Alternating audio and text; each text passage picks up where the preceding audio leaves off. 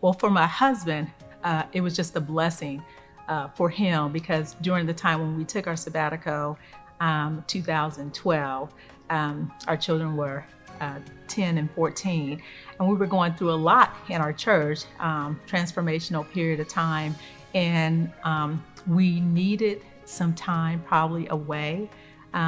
What it did for him is gave him an opportunity to rest, relax mentally, physically, emotionally.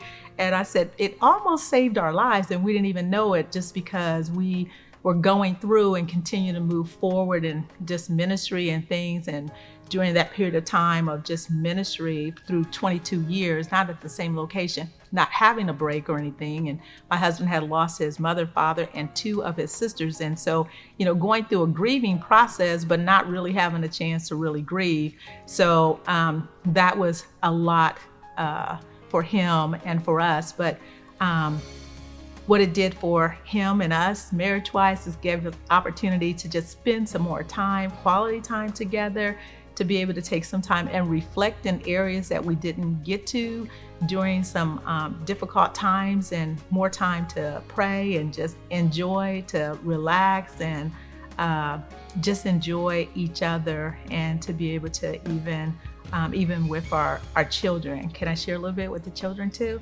And so even with our children, my husband realized that he may not have been as engaged with them. He was present, but not fully present.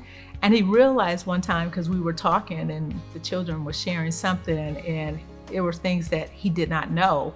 And there were simple things, but all the rest of us knew. And so he was like, wow, how did I miss that?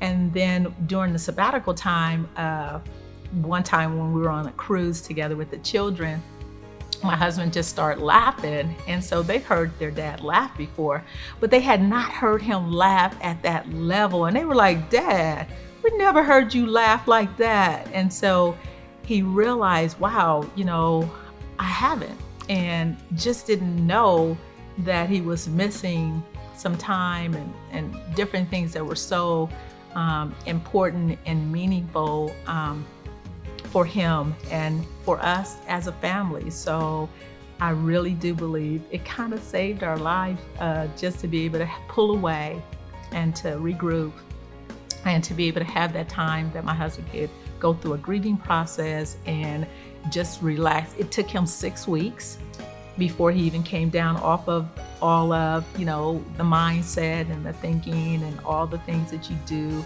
before really feeling like, whew. And so it was just, good for us.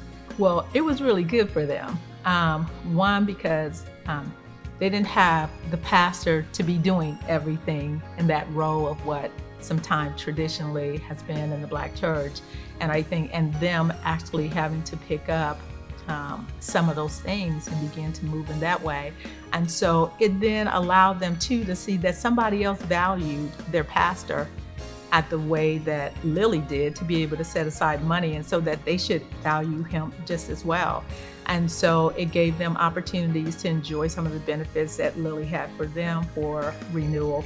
But then they also reaped the benefit because they knew that they were having a pastor that came back that was refreshed, revived, more energy, focus, and they could just see it. So even though it may have been a little bit like, oh, we've never done this before, but they knew that it was important, and they reaped the benefit of it as well. I would want to encourage pastors and even the pastor's wife. I've heard of some of the pastors who have gone on sabbaticals, but they've left their wives in the process of still going to church. And so, for me, I can't even imagine that, because as pastors' wives, we take on a lot. And I think we probably get hit more than they do, just because we're amongst the people. And so we see differently more than, probably what the pastor sees. And so to have us to be able to pull away is very important. The other thing is that we have our people to trust God, or we ask them to trust God in different areas.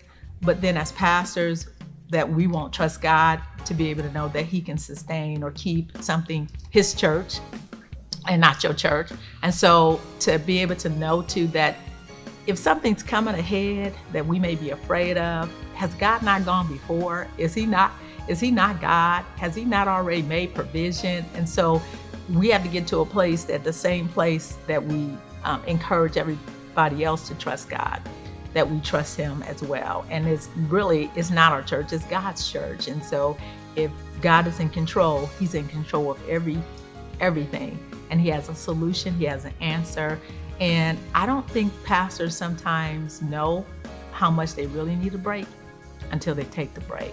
And so to not to take it, and it's available to you, it's just hard for me to understand.